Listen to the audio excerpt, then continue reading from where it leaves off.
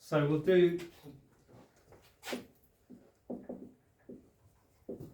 a quick recap of the Maxwell Boltzmann distribution. So we're drawing a graph of the energies of particles. The energies of particles. So what's our x-axis? Kinetic energy of particles.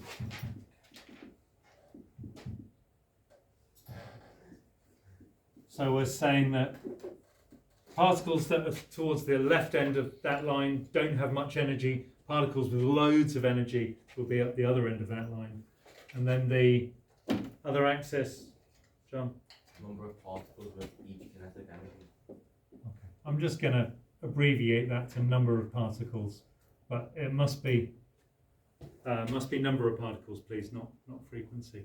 So then we get this distinctive shape to our graph where it always starts at the origin, rises to a peak. So most particles have an energy somewhere in the middle here, and then it drops off slowly, and then we never bring it back down to the axis. We always leave it hanging because we don't know where the highest energy is. You know, it's somewhere down there, but we don't know. So we just leave that open. Okay, so the most probable energy is that the top of that bump there. The average is always going to be to the right of that.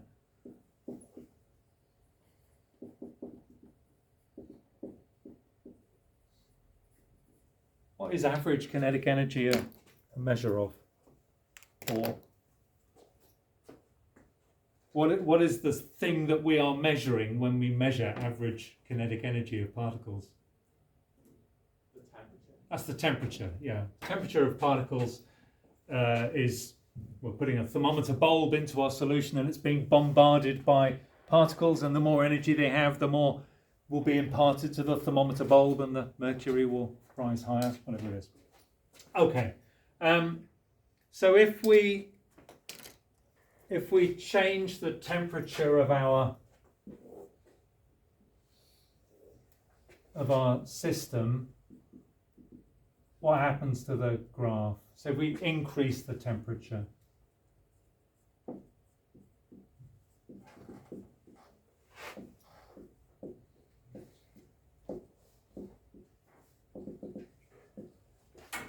go for it. Does it go like more flat? It goes flatter. What happens to the bump? It's easiest if you describe to the bump. It goes smaller. It'll be lower, yeah, and Thicker.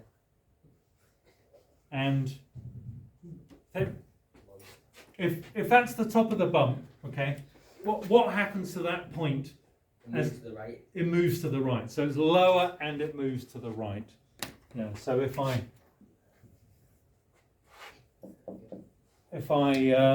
heat up my gas, whatever it is, then the bump moves to the right because the average energy is higher. Most particles have more energy now. When you draw this, again, it must start at the origin. The graph should only cross once. And again, the lines don't come down to the axis. When we're drawing that, the area under the curve remains roughly constant. Exactly constant. What is the area under the curve? What does that represent? Total kinetic energy. No.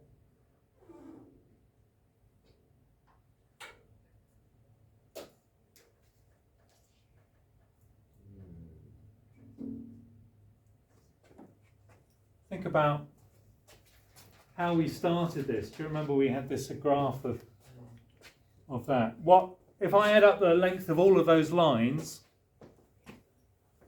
What would that make? The total number of people. So what does the area under the graph represent?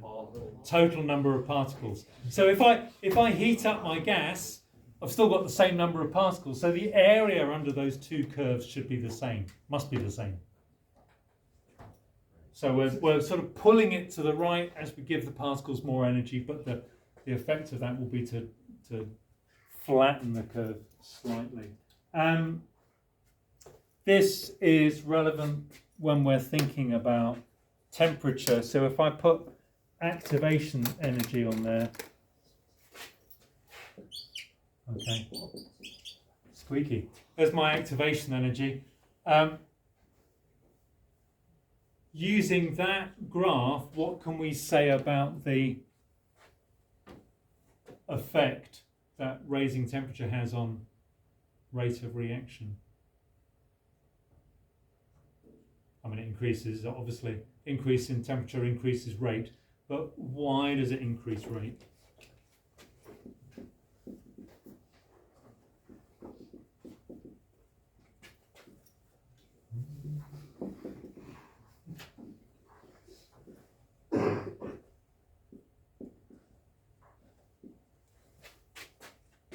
Go on, Jamie.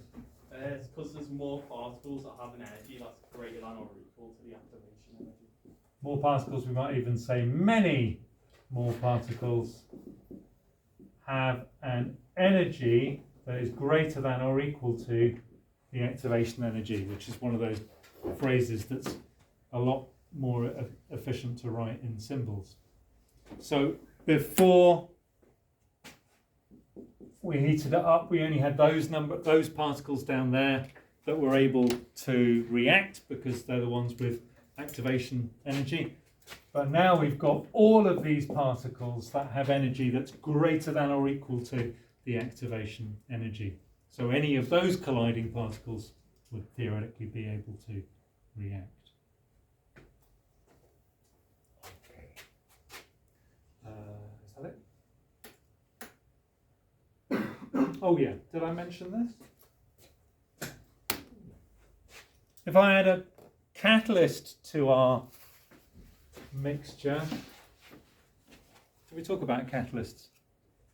No. Okay, let's talk about catalysts. What is a catalyst?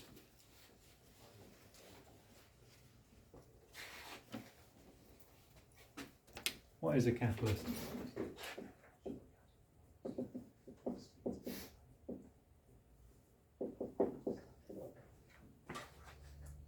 I'm making notes on this because there's two questions, they're very similar and people often get them mixed up. What's a catalyst? Come on, you all cover this in GCSE. Can't believe Jamie's the only person who knows. What's a catalyst? Oh, Michael. Substance that speeds up the reaction without getting used up.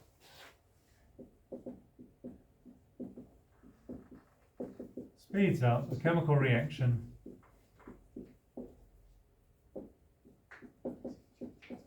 but is not used up, or not remains chemically unchanged, you'll see, because it starts the same as it finishes, but not used up is fine. So how does a catalyst work? It's a different question, and we don't want to confuse these two. How does a catalyst work, Ben?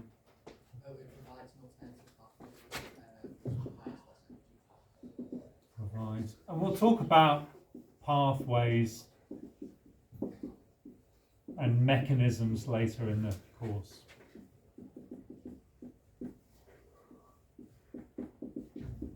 So we can picture that on our Maxwell Boltzmann distribution as bringing our activation energy down. So now even more particles are over that line. More particles have energy greater than or equal to the activation energy. How it actually does that, we'll talk about at a later date, but don't need to worry about that today. Let's just finish by bashing out a few other GCSE style answers to familiar questions. So when we talk about temperature, why does temperature increase rate? We're only going to use this interpretation because we have many more particles that have energy greater than or equal to the activation energy. That, as far as you're concerned, is the new kind of A-level answer. For for pressure and concentration and surface area, nothing's particularly changed. So let's just try and jot down answers to those.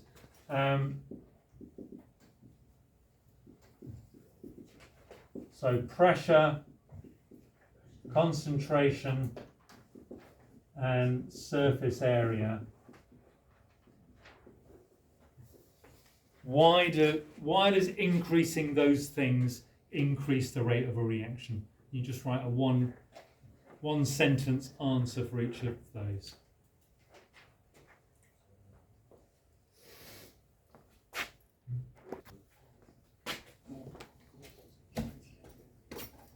Oscar, what you got?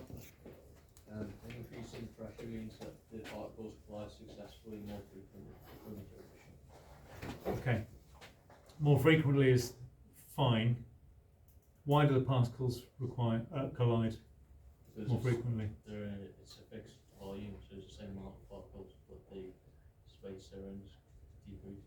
Okay, that all sounds a bit muddled. Can we get it into a nice sort of easy to remember, snappy answer that you're going to throw down on the exam paper without rambling?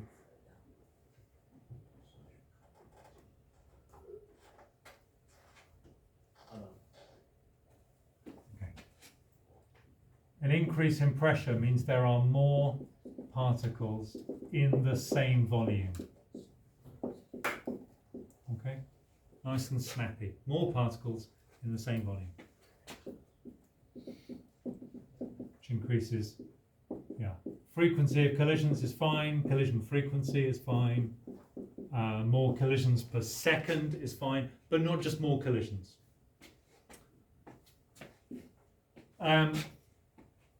Concentration, Ian? Increases rate as there are more particles in a fixed volume, meaning that there are more successful frequent collisions. Sounds very similar to what I wrote for pressure, because it's the same thing. If we think about low pressure, not many particles, high pressure, lots of particles, well then that's similar to low concentration, high concentration, isn't it? It's just that in a concentration situation, the particles of acid, whatever it is, are surrounded by water particles, but that doesn't change the chemistry of it. We have more particles in the same volume, which increases collision frequency. So we can just copy and paste that answer straight down there. Great. Josh. Surface area. Increases rate because more particles are more likely to react at one time. So more likely to react, can we change that to Collide? frequency? Yeah. So if I've got a solid, I've got more particles on the surface. A good word is available. Yeah, so more particles are available to collide.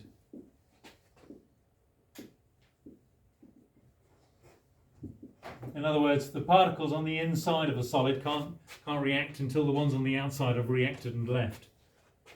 More particles are available to collide, which increases collision frequency. To be honest, surface area is usually going to be the answer to the question. So we talk about the Haber process in our next lesson.